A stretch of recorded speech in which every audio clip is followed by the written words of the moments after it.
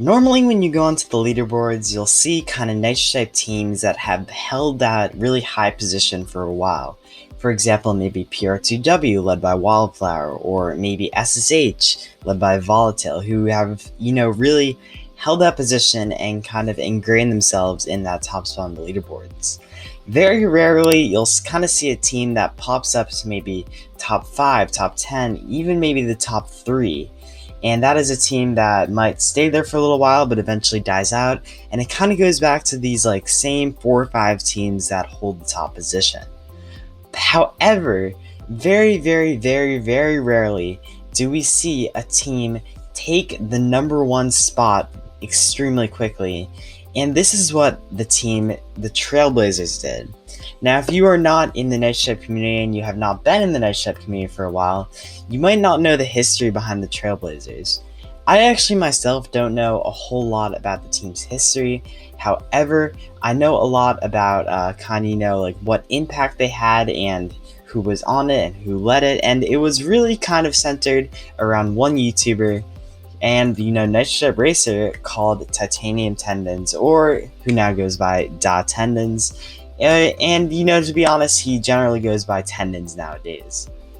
So as you can see right now on this kind of team, we have Tendons right here, and this is actually the account that he gave away in around July of 2020, I think, somewhere around there. And then we also have his other one called Sub2.Tendons, which is currently the team captain, and I believe that's his main account that he kind of uses right now. He shares this very high race count that was previously his with another person who won that giveaway. So now we're going to talk about what kind of effects the team has had. So as you can see, they were made on May 3rd, but they actually didn't get very active until a few days ago, I believe 4 or 5, and as you can see, they are quite active in that regard. They have done 11.5k races, and the highest that I've seen them go is 12k, but I definitely believe that they have gone more than that amount because, obviously that was during the nighttime, and I think most people do their grinding during the day, but that's a total guess. So yes, obviously we can also see that their average speed and their average accuracy is shockingly good for a team that, isn't that coordinated. And actually, that's what I'm going to bring to my second part. That was a pretty bad transition, but this team is extremely coordinated, and that was kind of what I was going to go into right now. So obviously, you can see that there are a bunch of high-tier racers, very, very high-tier racers on this team currently. And if we go to season participation, you can also see that there are some even more high-tier racers that have put up insane amounts of points, kind of similar to that of Kocho even for the top racers. So with that being said, the coordination on this team is one thing that led it to, this entire kind of thing that's swirling around TBZ. But I would not like to go without giving credit to 2 people who have really kind of brought it together. And if you can see, these are these 2 YouTube tabs up here. Obviously, we're going to start off with the captain, Tendons, and as you can see on his uploads, he's been uploading really consistently recently, almost more than once a day. It looks like even for a few days he uploaded twice a day. And as you can see, he has videos of TBZ lives on. TBZ is officially back. Apply for TBZ right here. TBZ is going active. You are all amazing. TBZ breaks 10k races. TBZ passes SSH. You get the point. Where it's he's really kind of advertising this team. And what I thought was most interesting is he actually wiped all of the other videos off of his channel, which I thought was actually a really good strategy for the point of, just advertising this team and this team only. So I think that's pretty interesting, and I think he's really trying to rebrand this YouTube channel to focus around TBZ because for the past few months or so, if you didn't know, he hasn't been doing a lot of content, not a lot of content, a few content. But anyways, that's what I'm going to talk about for Tendons. I'm not even sure if I'm saying Tendons or, I know Tendons, but I don't know if Da is right. Probably.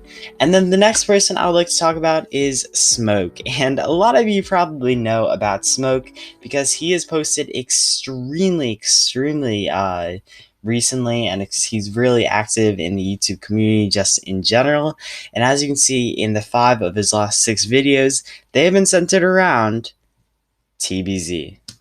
And he said the fall of TBZ and the rise of regime. I'm not actually completely sure if that was like backwards or if that was just before. But anyways, as you can see, a lot of these videos are really, really, really, really new.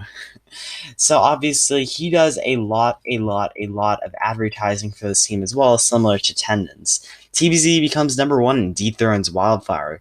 That's gonna get a lot of views. I already know it. But anyways, there's a bunch of stuff about him, and this is kind of what I want to go to in creating a team.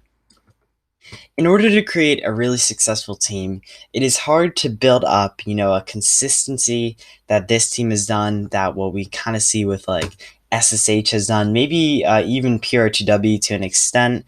Although at the same time, I would actually say that they have kind of been carried by just like Wildflower's kind of like, status in the community and the fact that they can really be a core team without a Discord, even though they have one.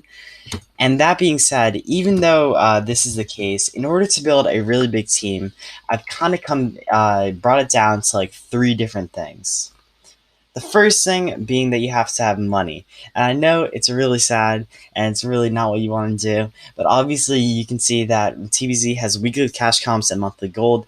And at the end of the day, there's not really an incentive to grind if you're not going to get rewarded for it. And that's kind of like the entire point of it. And if you've ever seen that nice type text with extrinsic and intrinsic motivation, that's kind of the point. So anyways, the second thing that you have to do is you have to have a tight-knit team to get to the top of the leaderboards. Basically, this team is really, really tight. And I was going to talk about this a little bit later, but I'll just cover it right now. Smoke has a bunch of people who he talks to regularly on Discord.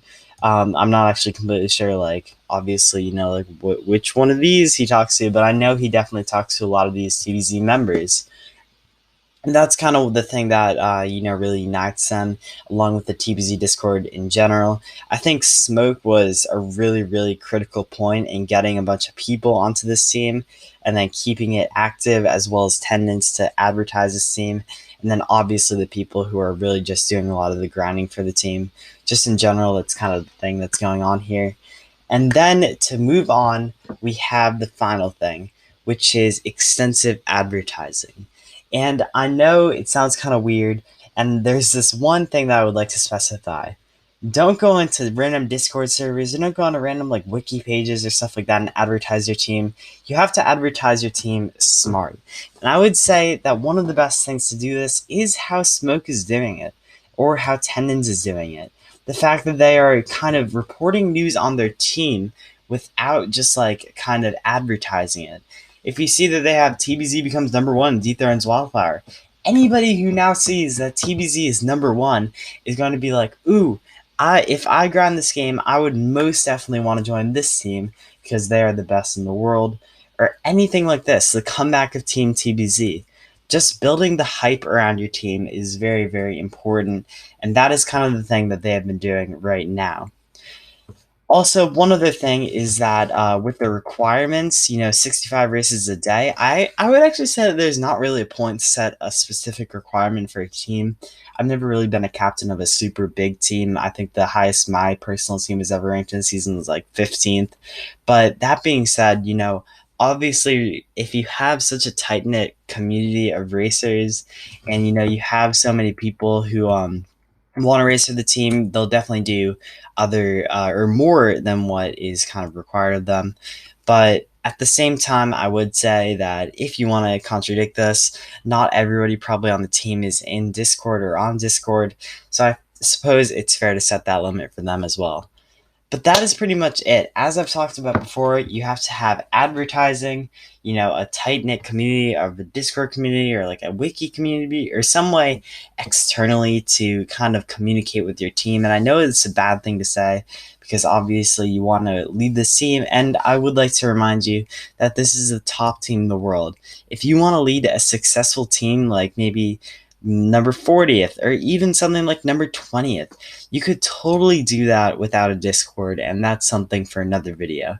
But if you would like to lead a team to the point where you are like first, second, third in the world, you really have to have a tight knit community.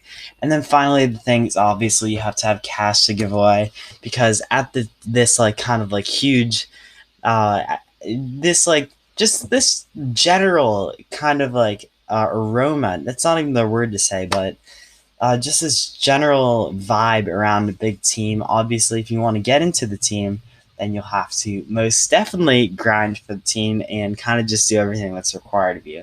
I know it sounds kind of weird, and you will eventually get paid, and that's the extrinsic motivation that I've talked about before. I think it's really important. So thank you so much, everyone, for watching today. I hope you enjoyed. This is kind of like a rant, but I think it's very interesting and very important to acknowledge the fact that this team has literally destroyed the leaderboards with an insane amount of races in such a short period of time. I'll be interested to see if they try to keep this up, if they try to, just become a current team and just like stay at that number 1, number 2, number 3 spot, and just in general. So that'll be really interesting. But thanks so much, everyone, for watching today. Let me know your thoughts down in the description, and peace out.